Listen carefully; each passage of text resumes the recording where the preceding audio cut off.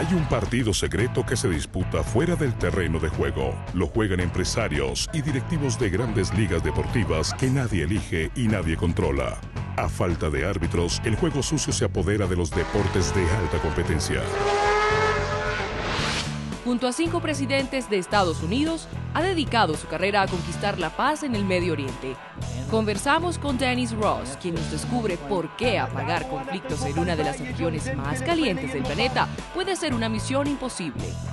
En el conflicto palestino-israelí, en lugar de calmarlo, los líderes religiosos normalmente han provocado más conflicto.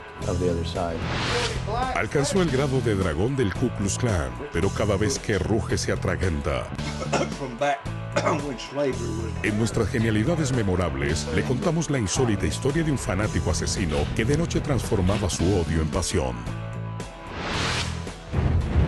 Algunos ganan mundiales sin golpear nunca un balón y hay quienes se cocinan vivos por una copa. Te sorprenderemos con los campeonatos más extraños del mundo.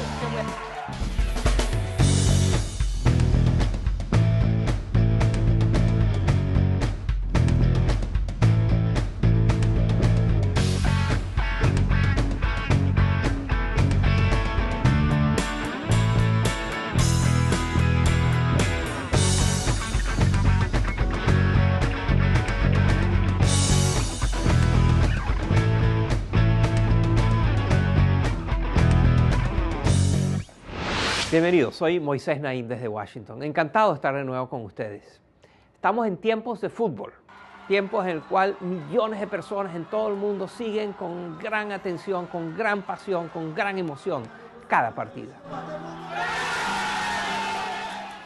Hay, sin embargo, en todo esto una paradoja muy interesante, que es que a pesar de que hay miles de millones de personas siguiendo el fútbol, no entendemos muy bien, no está muy claro cómo es que se toman las decisiones que organizan este deporte a nivel mundial. Se hace de una manera muy poco transparente. Para entender esto, nos tenemos que situar en la ciudad suiza de Zúrich. Es allí donde tiene su sede la FIFA, la famosa Federación Internacional de Asociaciones de Fútbol. Y es allí donde se reúnen los 28 miembros que forman su comité ejecutivo. Es en esos encuentros donde, entre otras cosas, se decide dónde va a ser la próxima sede del Mundial de Fútbol. Han sido acusados, la FIFA ha sido acusada de haber recibido sobornos millonarios del país de Qatar, a cambio de decidir que es allí donde se va a jugar el Mundial del año 2022. Pero el punto es que esto no es solo pasa en el fútbol. Es triste, pero comprobamos que las élites dirigentes se comportan de la misma manera en todos los deportes mundiales. En los Juegos Olímpicos, la Fórmula 1, el cricket, el boxeo y tantos otros.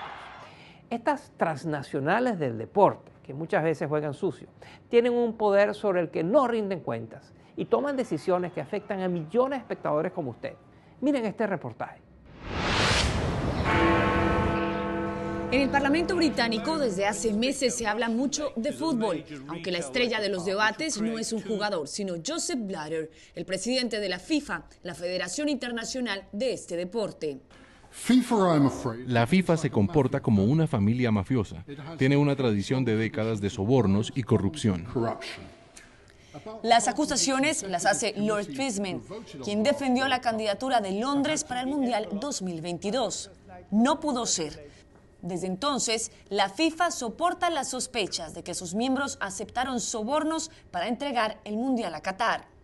El dinero es la razón principal por la que el deporte de élite se está convirtiendo en un juego sucio. Solo de Brasil, la FIFA puede recaudar $4.000 millones en contratos, derechos de televisión y licencias. Un fenómeno que no es nuevo ni único del fútbol. El cricket profesional mueve millones de dólares en apuestas legales e ilegales. En el año 2000 se descubrió una red que amañaba el resultado de los partidos. Grandes estrellas del deporte fueron suspendidas de por vida. El máximo organismo mundial de este deporte creó una comisión para combatir la corrupción, aunque los escándalos continúan.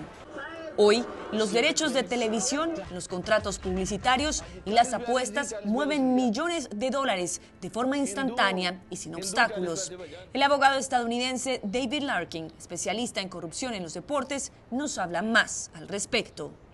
El problema es que las leyes, reglas que se aplican dentro de una sociedad, no se aplican igual en el mundo de los deportes. Lo peor es que el público ni siquiera tiene la facultad de vigilar a la administración deportiva. Finalmente, este mundo separado puede ser proclive a los abusos y a la corrupción. ¿Y qué sucede cuando miramos a lo más alto del deporte? La mejor competición, la más antigua. Los Juegos Olímpicos son también una zona negra. Los sobornos descubiertos en el proceso de la elección de Salt Lake City para los Juegos de Invierno de 2002 supusieron el mayor escándalo de la historia olímpica moderna. El Comité Olímpico Internacional reaccionó creando un comité de ética, aunque la corrupción ha seguido manchando la imagen de la máxima organización olímpica. En 2012, la BBC filmó al entonces secretario general del Comité Olímpico Ucraniano intentando vender en el mercado negro entradas para las Olimpiadas de Londres. Aparece aquí otro elemento común que alimenta la corrupción en muchos deportes. Los dirigentes no rinden cuentas a nadie. Una de sus respuestas más habituales es responsabilizar a otros, a las leyes de cada país o a las federaciones locales. Los jefes máximos no tienen nunca la culpa, aunque a veces acaban cayendo.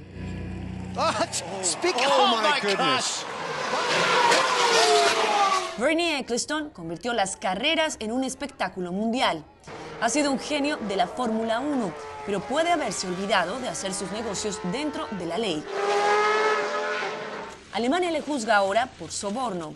De momento se ha apartado de la dirección de las carreras y puede ir a la cárcel. Aparece aquí otro ingrediente en este cóctel de corrupción. Muchas veces los dirigentes no son elegidos democráticamente. Sus mandatos se hacen eternos.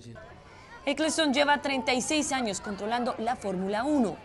Joseph Blatter es presidente de la FIFA desde hace 16 años. Un presidente del Comité Olímpico Internacional puede estar en su cargo hasta 12 años. La corrupción no es un fenómeno nuevo en el deporte.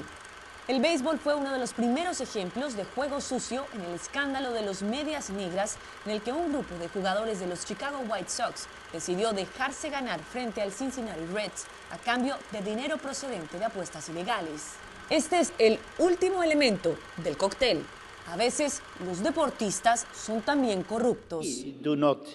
¿Pero tiene solución el mundo del deporte de alta competencia? Un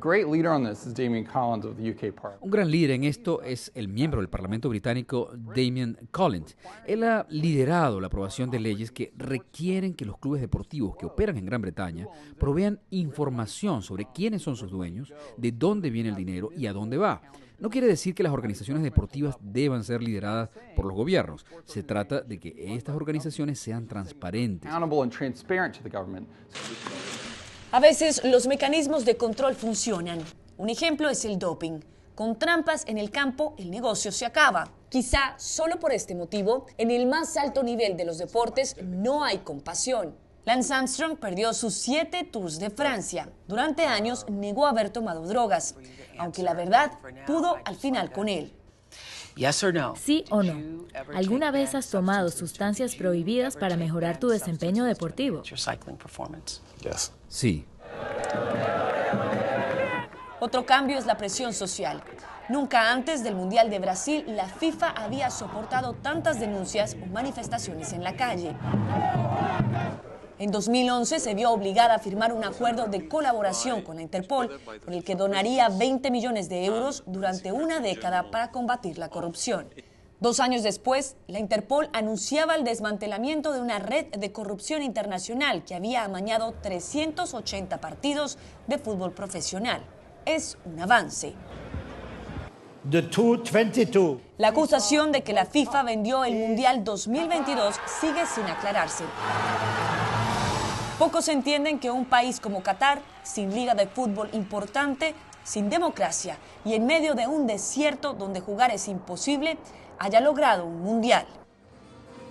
Sigue abierta la investigación para saber si una vez más en el deporte de marca mundial se ha puesto en marcha el cóctel de la corrupción.